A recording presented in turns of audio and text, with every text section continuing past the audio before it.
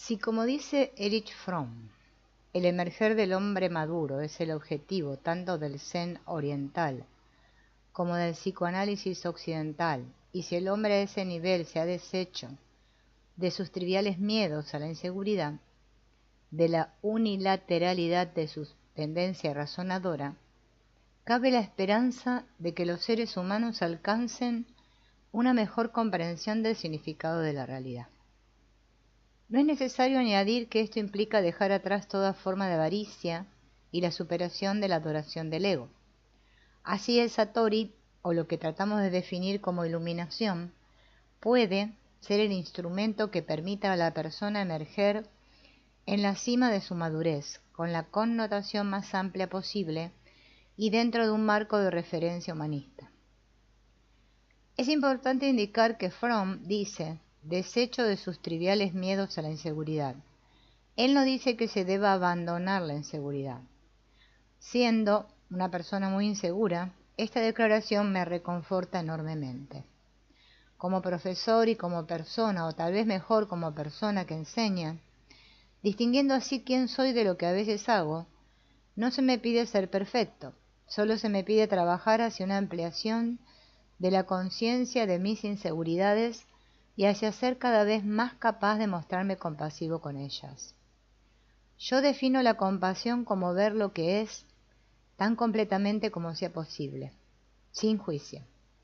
Lo difícil aquí es el sin juicio, siendo al mismo tiempo esta la puerta a la conciencia.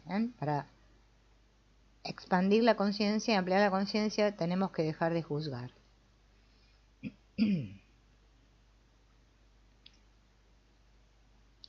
Bien.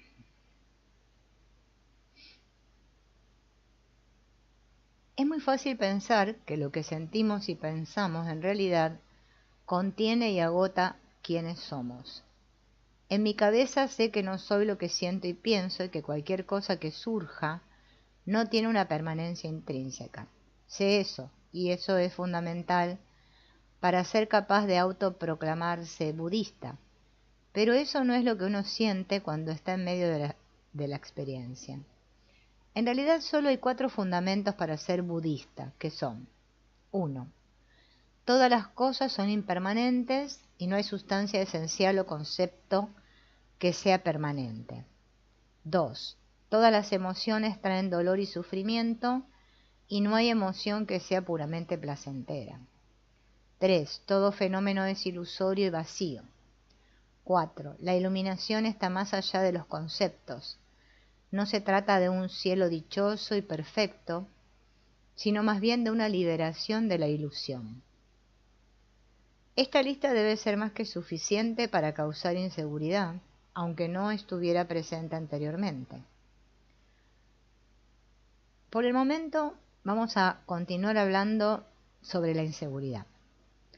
He descrito la inseguridad como un síntoma de la experiencia de vida sin digerir, que ha cristalizado en una forma que asumimos que es nuestra identidad. Es esa forma, esa identidad aparentemente sólida, la que dicta lo que enseñamos, lo que aprendemos y desde dónde venimos cuando hacemos cualquiera de estas dos cosas. A fin de hacer el intento de animar el emerger del espíritu, que simplemente no es un objeto del intelecto personal, sino más bien su fundamento, debemos rendir o renunciar a algo, al menos a eso que nos mantiene separados, que es precisamente el yo individual.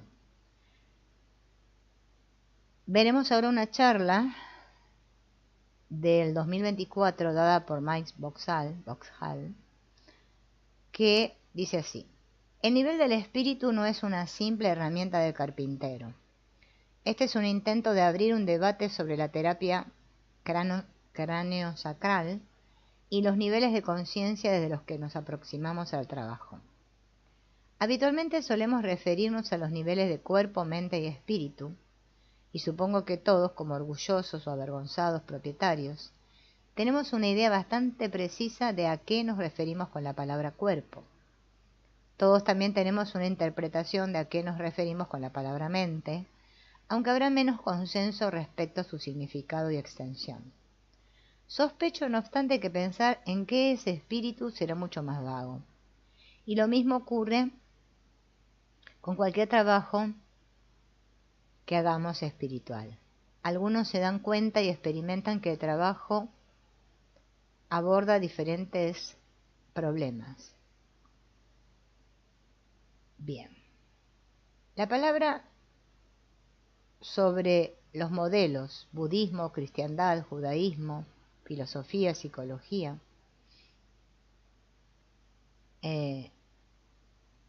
son modelos cuando se convierten en una experiencia a nivel profundo. Si no, estamos hablando simplemente de teorías. Bien. No confundamos el espíritu con el alma, que yo considero personal y otro producto del espíritu infinito. Tocar, convertirse en la inteligencia misma, aunque sea por un momento, es tocar eso que causa la formación y puede conducir al renacimiento en el presente, ahora mismo, en otra forma que puede no ser portadora de la acumulación de experiencia de vida debilitante a la que me he referido antes. Se puede decir, en general, que la medicina es lineal y newtoniana.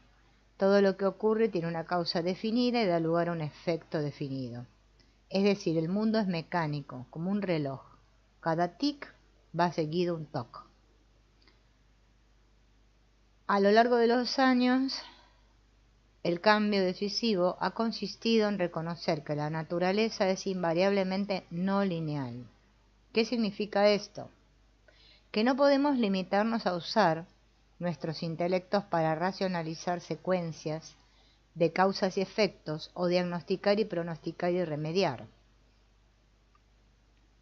Si queremos alcanzar niveles de ser diferentes de esos que están sujetos a las leyes que gobiernan nuestros pequeños cuerpos, esto a su vez significa que la estructura, la forma del ser humano tal vez está sometida a la interpretación lineal, pero los aspectos infinitos no lo están. Las hormigas y las abejas tienen inteligencia individual, y las mismas criaturas tienen una gran inteligencia grupal, que les permite hacer cosas extraordinarias. Existen leyes que gobiernan las pequeñas cosas y existen leyes que gobiernan las grandes cosas. Cuando terminamos de diseccionar las pequeñas cosas y llegamos irreductiblemente a la nada o no cosa, llegamos a la mayor cosa de todas, la inteligencia, el infinito. Cuando el intelecto humano, que es una pequeña cosa, se esfuerza por comprender el significado de la gran cosa, llega a un punto en el que trata de estar separado del infinito. Esto es una tautología. El intelecto, mientras esté separado de la inteligencia misma, ha alcanzado su límite. Para ir más allá, debe renunciar a la separación, soltar y convertirse en su propia causa. No hay extrapolación desde el infinito. Yo soy la marea. La historia de Adán y Eva es una historia de alcanzar la individualidad y perder la unidad con el infinito. Algunos de nosotros tenemos la experiencia de que si estamos preparados para aceptar la pérdida última y terrorífica de la conciencia individual, es posible convertirse en el espíritu, la inteligencia, la marea. Es terrorífico porque, una vez más, por definición, no podemos conocer eso. Solo está el vacío, que no es un objeto, solo una experiencia de una no cosa, informe, hasta que regresamos a la conciencia relativa. No hay, por supuesto, terror en el vacío, sino en el soltar, en el caerse por el precipicio. No hay dolor, ni placer, ni enfermedad tampoco. No hay experiencia de vida, que es la causa de todos estos fenómenos. No hay shock, horror, límites. Los límites aún no han venido a la existencia, solo hay vacío. Si olvidamos que este viaje es lineal y pensamos más bien que es un viaje a la esencia de quienes somos, entonces podemos ver que la posibilidad de emerger a lo relativo conlleva la posibilidad de no acarrear con nosotros la patología, que tiene su origen en una proyección lineal del pasado o del futuro. Yo no creo en milagros, creo que el trauma, cualquiera que sea su naturaleza, es una acumulación de sucesos pasados o futuros. Debajo de cada patología y de todos los sucesos que conducen a ella, está presente la salud. Trabajemos con esta salud, que es el núcleo, más que con la patología, que en cierto sentido es efímera. Los seres humanos tienen inteligencia individual, tiende a ser denominada intelecto. También tienen una inteligencia grupal. Lo que los seres humanos parecen tener, y es algo que los diferencia de las hormigas, es la capacidad de ser conscientes de estos atributos, en lugar de solo reaccionar a ellos. Por lo demás, la diferencia a nivel genético con las hormigas es muy pequeña.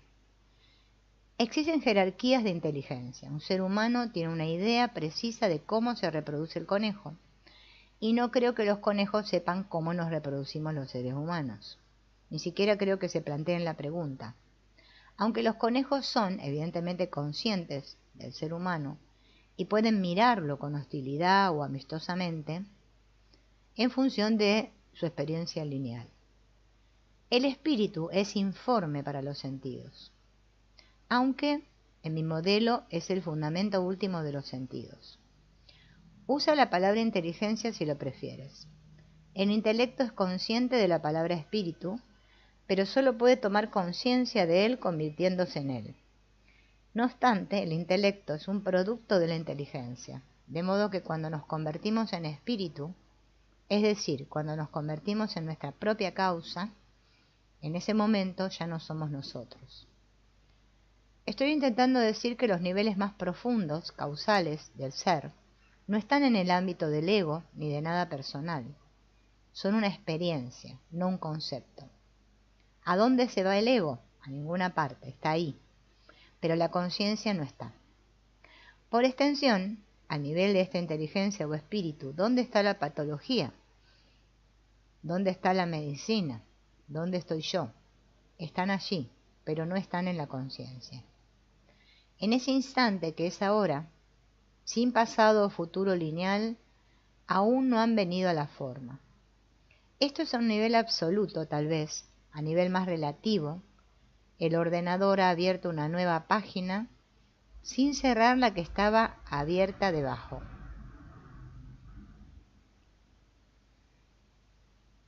Bien.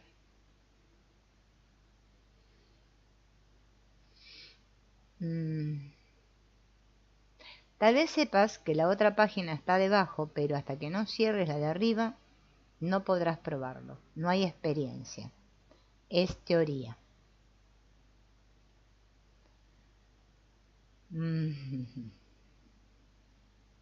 Confía en la marea. La marea va más y más profundo. Sé testigo. Yo no la agarro, se ha ido. Sé testigo.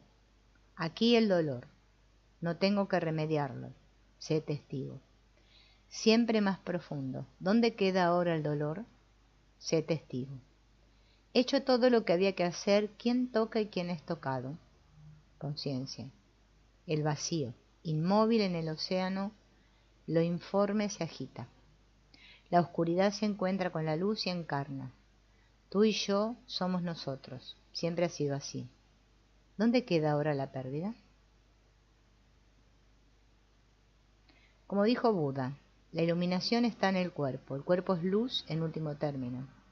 Es en tiempo presente. En no significa en otra parte, aquí ahora, y el cuerpo está aquí ahora presente, y no es una teoría, es una experiencia. La práctica compartida de todo tiempo y toda experiencia está aquí mismo ahora, desplegándose desde el centro hasta los confines del universo y más allá. Lo implicado y lo explicado en una danza interminable. La física podría buscar el principio del tiempo tanto aquí como allí.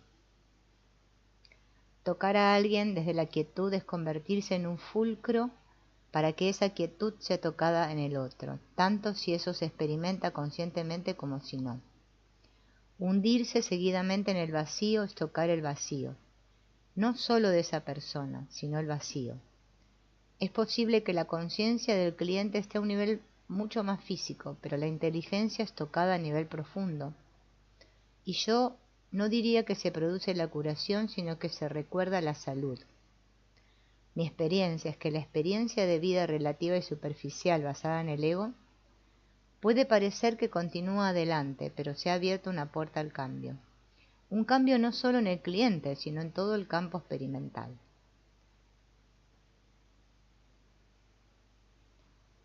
Bien. Para facilitar el cambio profundo, ese cambio que es radical y duradero, más que una modificación limitada a la conciencia tanto del terapeuta como del cliente, tenemos que soltar el conocimiento limitado del intelecto y caer en la inseguridad de lo desconocido. Y no es posible medio caerse. La rendición tiene que ser absoluta. Como le dijo Alicia a la oruga, ¿quién eres tú? Perdón, en Alicia en el País de las Maravillas. La oruga le preguntó a Alicia, ¿quién eres tú?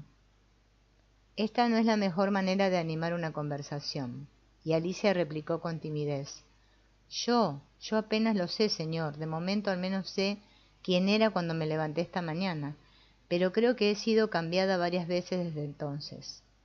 ¿A qué te refieres con eso?, dijo la oruga. Explícate. Temo, señor, que no puedo explicarme, porque no soy yo misma, ¿ve? No veo, dijo la oruga. Bien.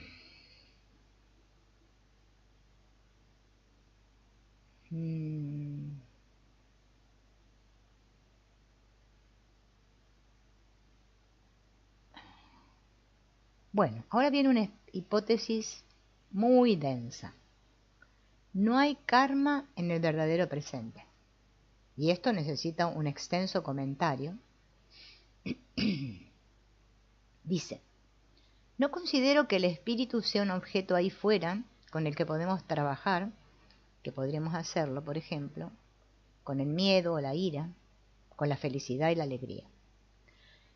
El espíritu es la fuente, lo que está ahí como fundamento.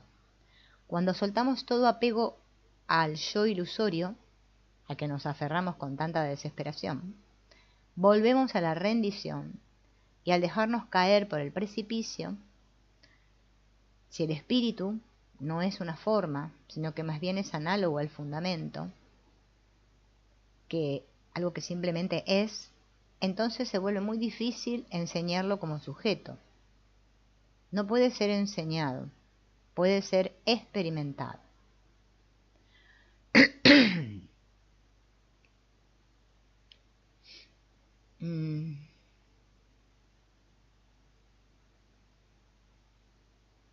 Soy un poco fan de Rupert Sheldrake y su campo morfogenético.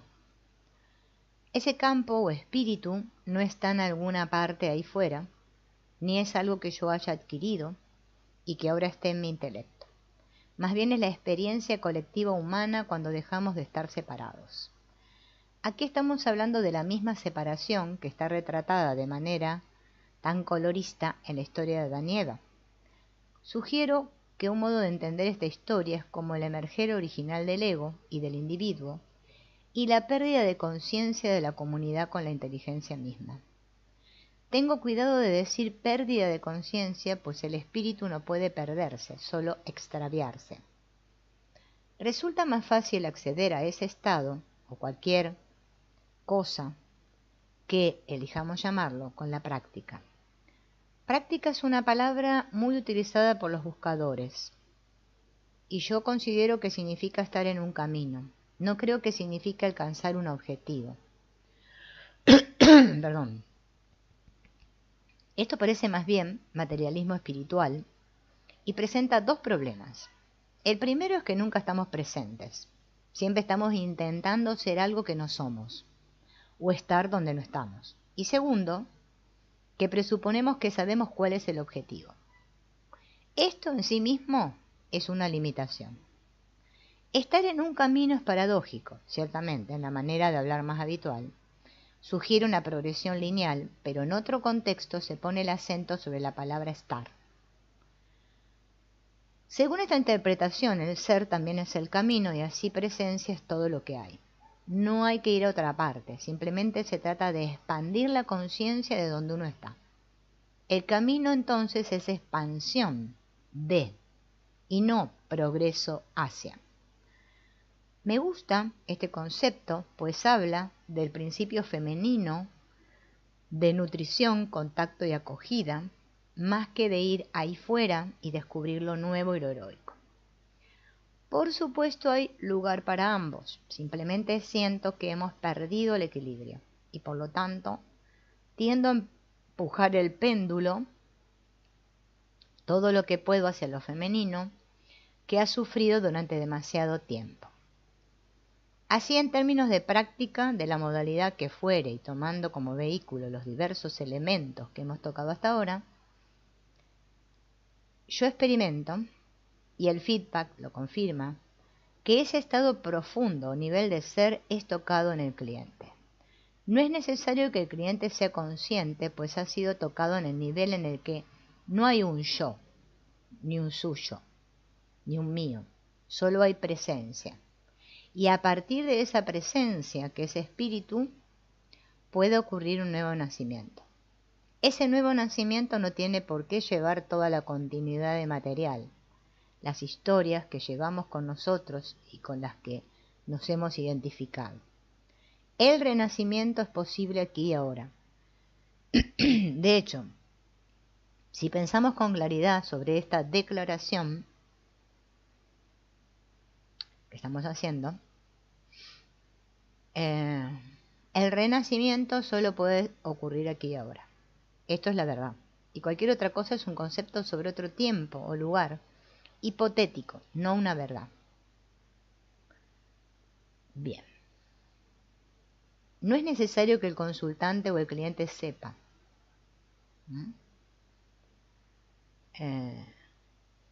Cualquier cosa que ocurra, simplemente ocurre. Y si no nos apegamos a nada de lo que aparece, a ningún objeto, nos mantenemos aquietados, es posible que no sepamos lo que está ocurriendo. Simplemente ocurre. Cuando volvemos a un nivel de ser más cotidiano, lo que quiera que haya ocurrido es ahora el lugar de donde venimos, más que algo que observamos. El observador se expande, todo el universo formulado queda modificado. Yo, tú, soy, eres, la marea y no hay separación. Tú eres eso, es otro modo de decirlo. Cuando uno alcanza la realización de sí, uno realiza la naturaleza esencial del universo. La existencia de la dualidad solo es una ilusión, y cuando esa ilusión se deshace, la unidad primordial de la propia naturaleza y la naturaleza del universo se realiza, se hace real. Bien.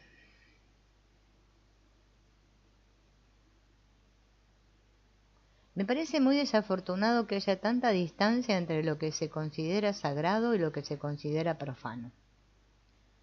Nosotros tenemos un concepto erróneo por el que establecemos una diferencia cualitativa entre la práctica espiritual y la terapia. Perdón. Los budistas superan en cierta medida esta brecha. No obstante, la desventaja de esto es que muchas veces no hay un sentido de práctica compartida, sino una jerarquía, un hacer y un recibir. Sin embargo, en nuestra cultura, ya hace tiempo que esta idea de la medicina, de que la medicina es una práctica espiritual, desapareció. Hay medicina corporal y mental, que en gran medida se mantienen separadas y el espíritu preocupa poco.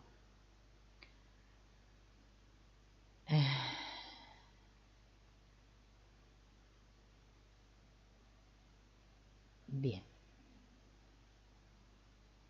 Tu ser es exactamente como debería ser. La tarea es tomar conciencia de ello. No convertirse en alguien o algo mejor. ¿Quién está emitiendo el juicio? Si soy yo, entonces, hablando personalmente, yo no confiaría en ese juicio. Como el famoso dicho de Groucho Marx, nunca entraría en un club que me aceptara como miembro. Eh...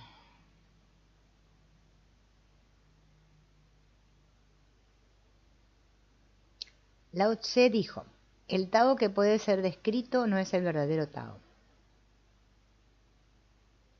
Me gusta mucho pensar que cualquier cosa que ocurre cuando practico mi modalidad terapéutica es mi práctica espiritual, que comparto en comunión.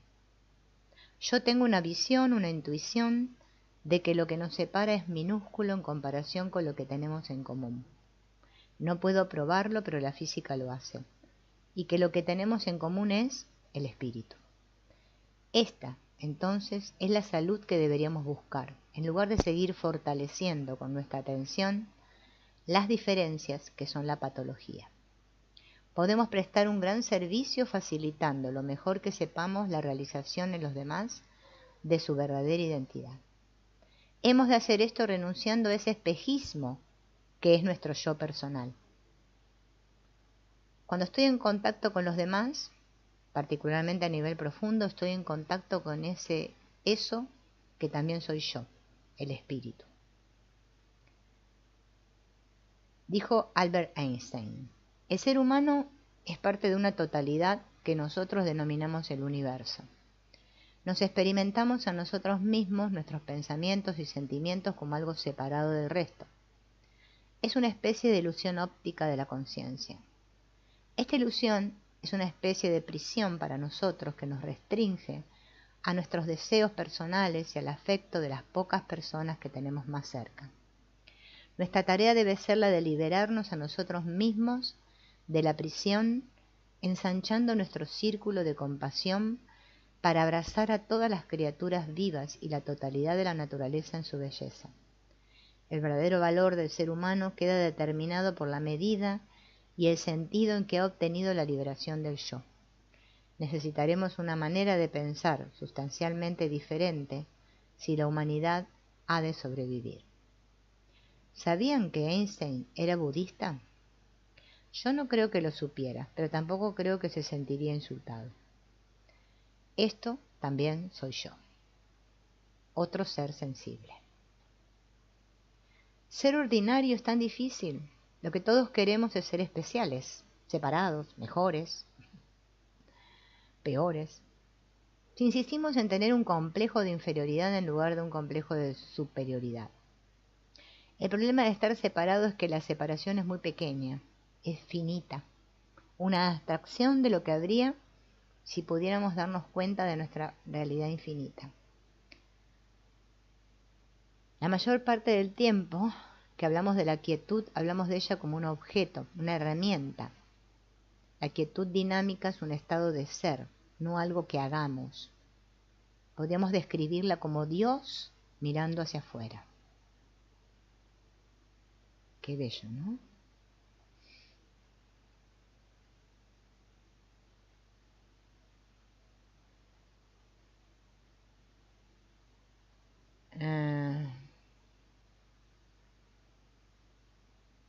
La dificultad siempre se produce cuando se confunde un nivel con el otro.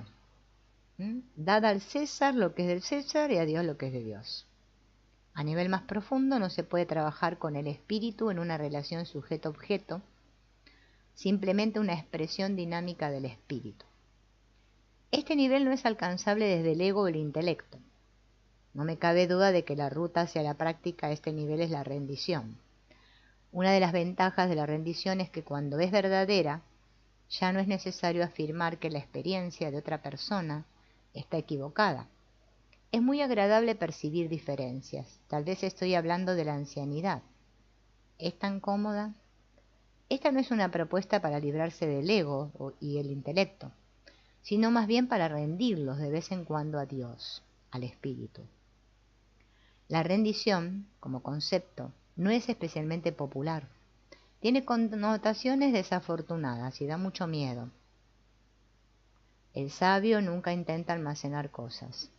Cuanto más hace por los demás, más tiene. Cuanto más da a los demás, mayor su abundancia. El Tao del cielo es afilado, pero no daña. El Tao del sabio es trabajoso sin esfuerzo.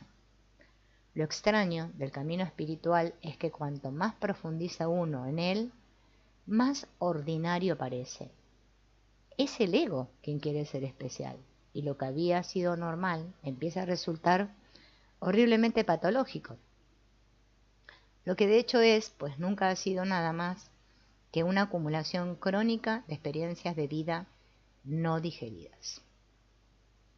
Si consideramos que algo es valioso y extraordinario, acaba separándose mucho de nosotros. ¿Mm? Bien.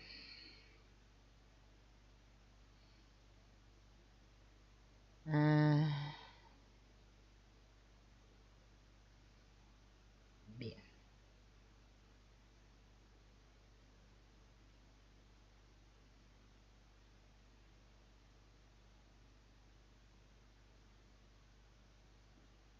El arco iris es una imagen muy apropiada tanto de la vida como de la muerte.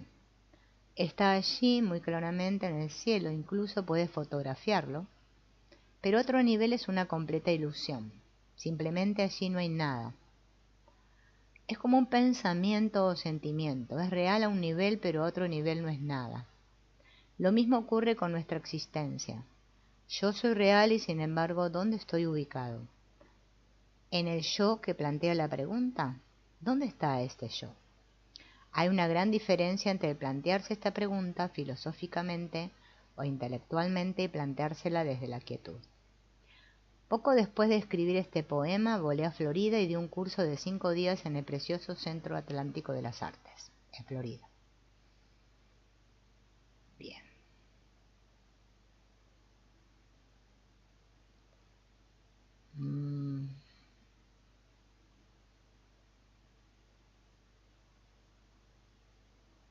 El nacimiento y la vida nos informan de qué somos, pero la muerte nos enseña qué somos.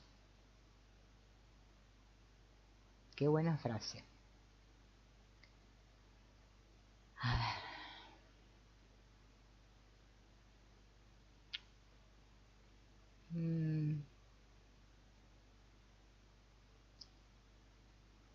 Bien.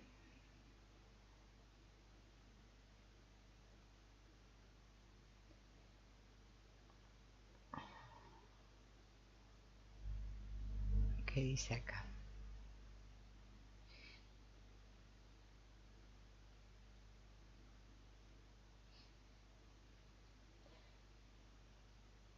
Será la inteligencia más que el intelecto la que nos ayudará a sobrevivir.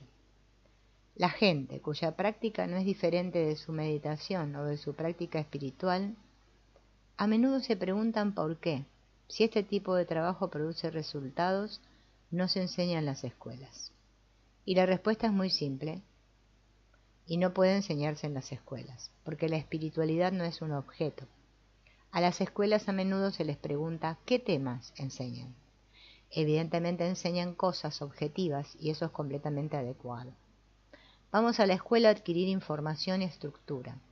La información y la estructura son los ladrillos con los que podemos construir un edificio llamado educación. Este edificio es esencial para nuestra continuidad y florecimiento como entidades separadas a las que llamamos yo. Este yo es capaz de grandes trabajos, cada vez más complejos, en todo tipo de campos, a medida que los datos y razones de una generación se acumulan sobre los de la siguiente. Sigue habiendo y seguirá habiendo trabajos que se autocrean, fuera de la supervisión de la razón, trabajos que nos asombran y que son la obra de la inteligencia misma, un potencial infinito del que el intelecto es una pequeña manifestación discreta.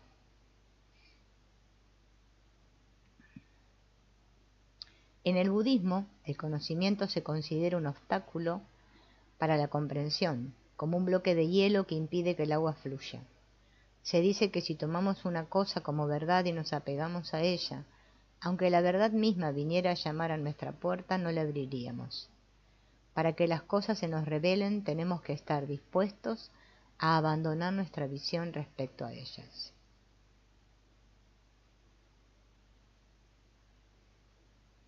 Quien se ata a la alegría, destruye la alada vida, pero quien la besa al vuelo, vive en el amanecer de la eternidad. William Blake. El apego es una causa crítica y fundamental del sufrimiento. que se menciona muchas veces en el budismo. Asume muchas formas. Estamos apegados a nuestra nación, a nuestro linaje, a nuestra religión, a nuestras enfermedades. Sobre todo estamos apegados a la noción de ser una entidad separada de todas las demás entidades que se llama yo. Y extrañamente, ninguna cantidad de investigación seria nos permite dar con ese yo.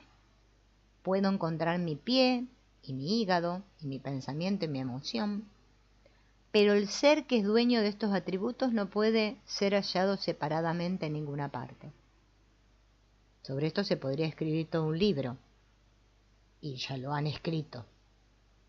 Pero el resultado, si nos permitimos profundizar un poco más, tal vez preferiríamos no hacerlo.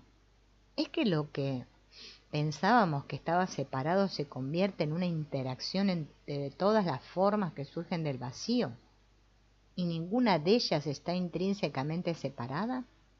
Sin embargo, permanecemos definitivamente apegados. Estoy apegado a todo tipo de cosas. Si trato de librarme de mis apegos, simplemente alimento aquello de lo que me quiero librar con mi atención, lo que no hace sino alimentar el problema percibido. Sin embargo, si en lugar de ser violento conmigo mismo puedo traer compasivamente este apego a la conciencia desnuda y retirar los juicios que mantengo, entonces surge el espacio en el que el apego pueda florecer en otra cosa. ¿Mm?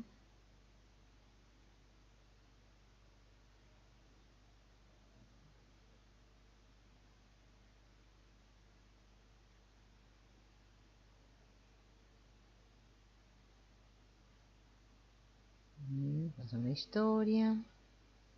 El espíritu es, como yo llamo a eso que subyace, y es la causa última de toda vida. El genoma no causa la vida, sino que dicta la forma que tomará. Espíritu es el nombre que doy al impulso que causa el emerger de la forma a partir del vacío, en práctica compartida con el vacío. El dedo, en movimiento, escribe, y habiendo escrito, sigue su camino. Ni toda tu piedad ni todo tu ingenio podrán hacer volver y cancelar mi media línea. Todas tus lágrimas no podrán lavar una sola palabra de lo escrito. El Rubaiyat, de Omar Khayyam.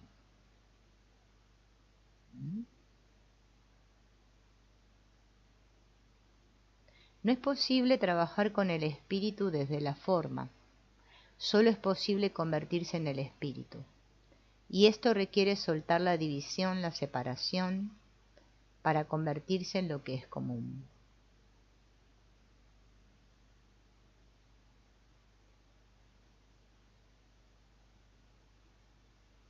Bien.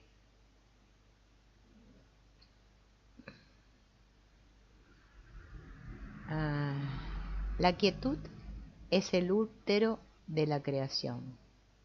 Reside en el espacio silente que existe entre cada acción. Quietud y caos son dos caras de la misma moneda. Coexisten en danza eterna. Ambos surgen del vacío. El problema es el apego a una o al otro. ¿Tal vez el único problema? Si te preguntan, ¿cuál es el signo de tu Padre en ti? Diles, es movimiento y reposo.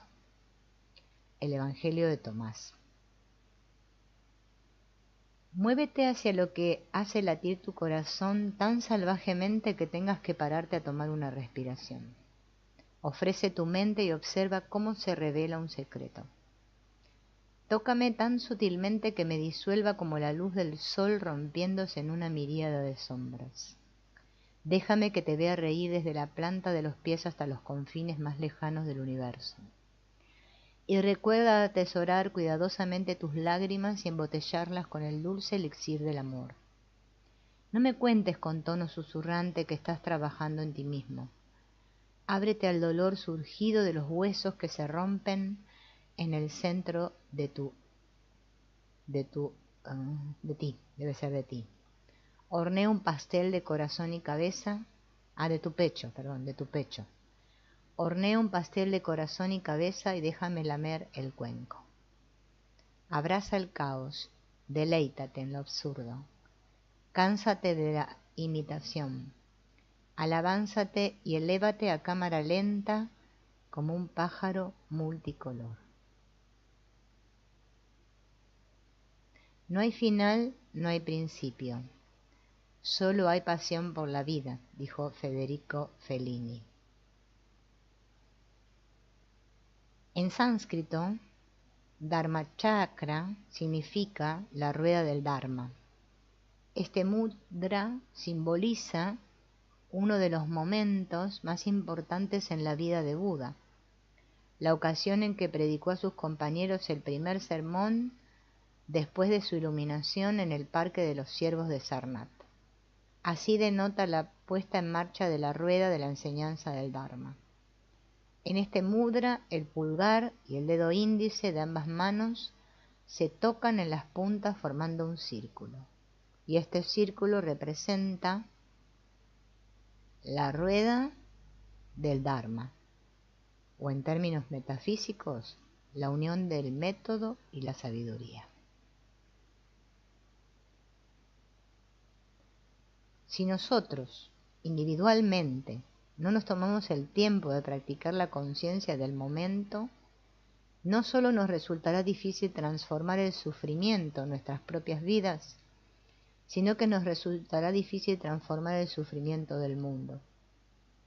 Es vital para nosotros mismos, para nuestros hijos y para la tierra, que tengamos una práctica que nos ayude a ser conscientes, que nos permita volver a nosotros mismos y habitar el momento presente para transformar el sufrimiento en nosotros mismos y en los que nos rodean.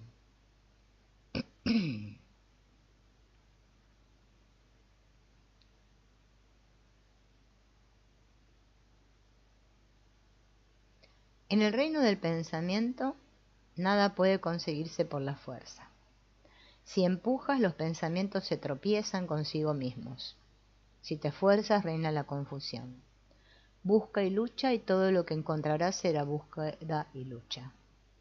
Como el moverse con el Dao, el entendimiento viene por sí mismo. La preparación para aquello que viene por sí mismo se llama aprendizaje. Concéntrate en aprender y tendrás éxito. Trabaja en el entendimiento y fracasarás. Todo aprendizaje es aprendizaje por seguimiento. Aprende delicadamente y con cuidado de modo que el seguimiento no se vea alterado. Aprende con ira y el seguimiento conduce al miedo. Aprende con miedo y el seguimiento produce ira. Para entender, aprende y después olvídate de lo aprendido. Suelta y confía. La comprensión viene sin esfuerzo. No es algo adquirido, sino que ocurre. Maravíllate, suavízate y ábrete. Deja que el entendimiento dirija. Confía en el soltar y sigue su guía. A esto se le llama entender por seguimiento. Suelta delicada y cuidadosamente para que el seguimiento no se vea alterado. El entendimiento no puede ser controlado por el yo. Aprende a entender aprendiendo a estar sin identidad. Entender es pensar libre del yo, moverse sin obstáculos en la plenitud vacía del Dao.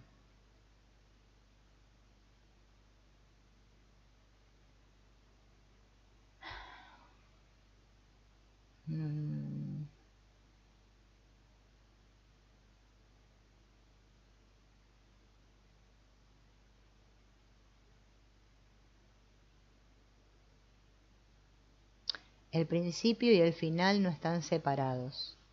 Ambos están aquí mismo. Eso es atención al momento. Muy bien.